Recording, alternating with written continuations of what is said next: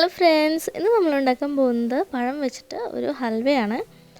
നേന്ത്രപ്പഴം വെച്ചിട്ടാണ് ഞാനിന്ന് ഈ ഒരു ഹൽവ ഉണ്ടാക്കിയെടുക്കുന്നത്. നല്ല ടേസ്റ്റി ആയിട്ടുള്ള, നല്ല സിമ്പിളായിട്ട് ഉണ്ടാക്കിയെടുക്കാവുന്ന ഒരു ഹൽവ റെസിപ്പിയാണ് കേട്ടോ ഇത്. അപ്പോൾ ഇതെങ്ങനെ ഉണ്ടാക്കിയെടുക്കുന്നതെന്ന് നോക്കാം. അതിനായിട്ട് ഞാൻ നല്ല പഴുത്ത 3 നേന്ത്രപ്പഴം എടുത്തിട്ടുണ്ട്. അത് വളരെ ചെറിയ പീസുകളായിട്ട് ഒന്ന് കട്ട് ചെയ്ത് മിക്സിയുടെ ജാറിലേക്ക് ഇട്ട് കൊടുക്കാം. അപ്പോൾ ചെറിയ പീസുകളായിട്ട് കട്ട് ചെയ്യുമ്പോൾ നന്നായിട്ട് തന്നെ അരിഞ്ഞ് വരും കേട്ടോ. അതിന് വേണ്ടിയിട്ടാണ് ചെറുതായി കട്ട് ചെയ്തിട്ടുള്ളത്. പിന്നെ അതിലേക്ക് ഒരു 1/4 കപ്പ് നല്ല കട്ടി നാളികേര പാൽ കൂടി ചേർത്ത് നന്നായി ഒന്ന് അരച്ചെടുക്കണം. അപ്പോൾ നല്ല സ്മൂത്തായിട്ട് നമ്മൾ അരച്ചെടുത്തിട്ടുണ്ട്. ഇനി ഒരു പാത്രത്തിലോട്ട് 2 ടേബിൾ സ്പൂൺ നെയ്യ് ചേർത്ത് കൊടുത്ത് നെയ്യൊന്ന് മെൽറ്റായി വരുമ്പോൾ കുറച്ച് കാഷ്യൂനട്ട് ഒന്ന് വറുത്തെടുക്കുന്നുണ്ട്. അപ്പോൾ കാഷ്യൂനട്ട് താല്പര്യം ഉണ്ടെങ്കിൽ മാത്രം ആഡ് ചെയ്ത് കൊടുത്താൽ മതി. ഇപ്പോൾ എല്ലാവർക്കും ഹൽവയിൽ കാഷ്യൂനട്ട് ചേർക്കുന്നത് താല്പര്യം ഉണ്ടായിരിക്കില്ല. അപ്പോൾ ഇഷ്ടമാണെന്നുണ്ടെങ്കിൽ ഒന്ന് വറുത്ത് മാറ്റി വയ്ക്കുക. അതിനുശേഷം ആ സെയിം പാനിലത്തെ നെയ്യിലോട്ട് നമ്മൾ അരച്ച് വെച്ചിട്ടുള്ള പഴത്തിൻ്റെ മിക്സ് മുഴുവനായിട്ടും ചേർത്ത് നല്ലതുപോലെ ഒന്ന് ഇങ്ങനെ ഇളക്കി കൊടുത്തുകൊണ്ടിരിക്കാം. അതിലത്തെ വെള്ളമൊക്കെ ഒന്ന് വറ്റി ചെറുതായി ഒന്ന് തിക്നെസ് വരുന്നവരെ ഇത് ഇളക്കി കൊടുക്കണം കേട്ടോ.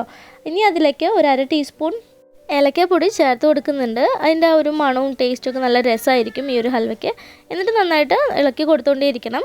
ലോ ഫ്ലെയിമിലിട്ടിട്ടാണ് ഞാനിത് കുക്ക് ചെയ്തെടുക്കുന്നത്.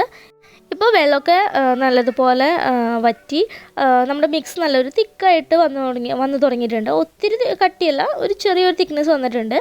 ഇനി അതിലേക്ക് ജാഗറി സിറപ്പ് 1/4 കപ്പാണ് ഞാൻ എടുത്തിട്ടുള്ളത്. ഒരു 250 ഗ്രാം ജാഗറിയിലേക്ക് ഒരു 1/2 കപ്പ് വെള്ളം ഒഴിച്ചിട്ട് മെൽറ്റ് ചെയ്തെടുത്തിട്ടുള്ളതാണ് കേട്ടോ ഇത്. അപ്പോൾ അത് 2 പ്രാവശ്യമായിട്ട് ഞാൻ ഈ ഒരു പഴത്തിൻ്റെ മിക്സിലേക്ക് ചേർത്ത് കൊടുക്കുന്നുണ്ട്. തീ മീഡിയത്തിലേക്ക് ജാഗറി സിറപ്പ് ഒഴിച്ചതിന് ശേഷം തീ മീഡിയത്തിലേക്ക് മാറ്റി നല്ലതുപോലെ മിക്സ് ചെയ്ത് കൊടുക്കുക. ഇനി രണ്ടാമത്തെ പ്രാവശ്യം നമ്മൾ വീണ്ടും കുറച്ചൊരു ജാഗറി സിറപ്പ് അതിലേക്ക് ഒഴിച്ചു കൊടുത്തു. ഇനി വീണ്ടും നന്നായി ഒന്ന് ഇളക്കുക. എന്നിട്ട് മീഡിയം ഫ്ലെയിമിൽ തീ വെച്ചിട്ട് ഇളക്കി കൊടുത്ത് ഇത് നല്ലതുപോലെ ഒന്ന് കുറുക്കിയെടുക്കണം. നമുക്ക് നന്നായിട്ട് ഇത് കുറുകി വരും. അപ്പോൾ നല്ല തിക്കായിട്ട് വരും. അതുവരെ നമുക്കിത് ഇളക്കി കൊടുത്തുകൊണ്ടേ ഇരിക്കാം. ഫുൾ ടൈം ഇളക്കി കൊടുക്കേണ്ട ആവശ്യമൊന്നുമില്ല കേട്ടോ. നമുക്ക് കുറച്ച് സമയം അതങ്ങനെ വെച്ച് പിന്നെ ചെറുതായിട്ട് തിള വരുന്ന സമയത്ത് ഇളക്കി കൊടുക്കുക. അങ്ങനെ ചെയ്താലും മതി. അങ്ങനെ ഇളക്കി കൊടുത്തതിന് ശേഷം ചെറുതായ ഒരു തിക്നെസ് വന്നപ്പോൾ ഞാൻ അതിലേക്ക് 1 ടേബിൾ സ്പൂൺ കൂടി നെയ്യ് ചേർത്ത് കൊടുത്തിട്ടുണ്ട്. കാരണം ഹൽവ എന്നൊക്കെ പറയുമ്പോൾ നെയ്യൊക്കെ നന്നായിട്ട് വരുമ്പോഴാണ് ആ ഒരു നല്ലൊരു ടേസ്റ്റ് ഉണ്ടായിരിക്കും നമ്മുടെ ഈ ഒരു ഹൽവയ്ക്ക്. അപ്പോൾ 1 ടേബിൾ സ്പൂൺ നെയ്യ് കൂടി ചേർത്ത് നന്നായി ഇങ്ങനെ ഇളക്കി കൊടുത്തു. ഇപ്പോൾ നമ്മുടെ ഹൽവയുടെ മിക്സ് നല്ലൊരു ഡാർക്ക് ബ്രൗൺ കളറായി തുടങ്ങിയിട്ടുണ്ട്. ഇനി അതിലേക്ക് നമ്മൾ ആദ്യം വറുത്ത് വെച്ചിട്ടുള്ള കാഷ്യൂനട്ട് ചെറിയ പീസുകളായി പൊടിച്ചിട്ട് നമ്മുടെ മിക്സിലേക്ക് ഇട്ട് കൊടുത്തിട്ടുണ്ട്. ഇനി അത് നന്നായി ഒന്ന് യോജിപ്പിച്ച് കൊടുക്കാം.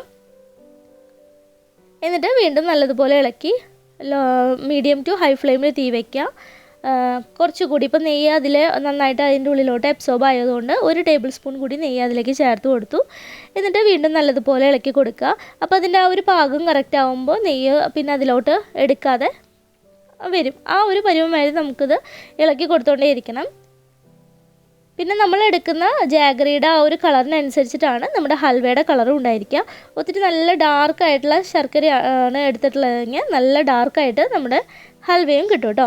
ഇപ്പോൾ നമ്മുടെ ഹൽവയുടെ ടെക്സ്ചർ കറക്റ്റ് ആയിട്ടുണ്ട്. ഇനി അത് ഒരു പാത്രത്തിലോട്ട് മാറ്റാം. അതിനായിട്ട് ഞാനൊരു പാത്രം എടുത്ത് അതിൽ ഒരു ബട്ടർ പേപ്പർ വെച്ചിട്ട് നെയ്യ് തടവി കൊടുത്തിട്ടുണ്ട്. പിന്നെ കുറച്ച് കാഷ്യൂനട്ടും അതുപോലെ കുറച്ച് വെളുത്ത എള്ളും കൂടി ഇട്ട് കൊടുത്തിട്ടുണ്ടായിരുന്നു കേട്ടോ. അതിലേക്കാണ് നമ്മൾ ഹൽവയുടെ മിക്സ് ഇട്ട് കൊടുത്തത്. ഇനി ഒരു സ്പൂൺ വെച്ച് ഇതുപോലെ ഒന്ന് ലെവൽ ചെയ്ത് തണുക്കാനായിട്ട് മാറ്റി വയ്ക്കാം. അങ്ങനെ നമ്മുടെ ഹൽവ ഇവിടെ നല്ലതുപോലെ തണുത്ത് വന്നിട്ടുണ്ട്. ഇനി ആ ഒരു പാത്രത്തിൻ്റെ സൈഡിൽ നിന്ന് നമുക്ക് ഹൽവ ഒരു കത്തി വെച്ചിട്ടൊന്ന് വിടിയിച്ച് കൊടുത്തിട്ട് പതിയെ ഒരു പ്ലേറ്റിലോട്ട് മാറ്റാം. അപ്പോൾ വളരെ എളുപ്പമാണ് നല്ല ടേസ്റ്റി ആയിട്ടുള്ള ഈ ഒരു ഹൽവ ഉണ്ടാക്കിയെടുക്കാനായിട്ട്. കണ്ടില്ല, നല്ല അടിപൊളിയായിട്ട് വന്നിട്ടുണ്ട്. നമ്മൾ ആ താഴത്ത് വെളുത്ത എള്ളും അതുപോലെ കാഷ്യൂനട്ടും വെച്ചതുകൊണ്ട് നല്ല ഭംഗിയുണ്ട് കാണാനായിട്ടും. ഇനി ഇത് കട്ട് ചെയ്ത് കാണിച്ചു തരാം.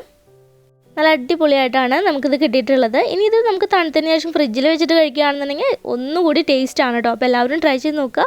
ഇഷ്ടപ്പെട്ട് കഴിഞ്ഞാൽ ലൈക്ക് ചെയ്യാനും ഷെയർ ചെയ്യാനും കമൻറ്റ് ചെയ്യാനും മറക്കരുത് കേട്ടോ. Thanks for watching.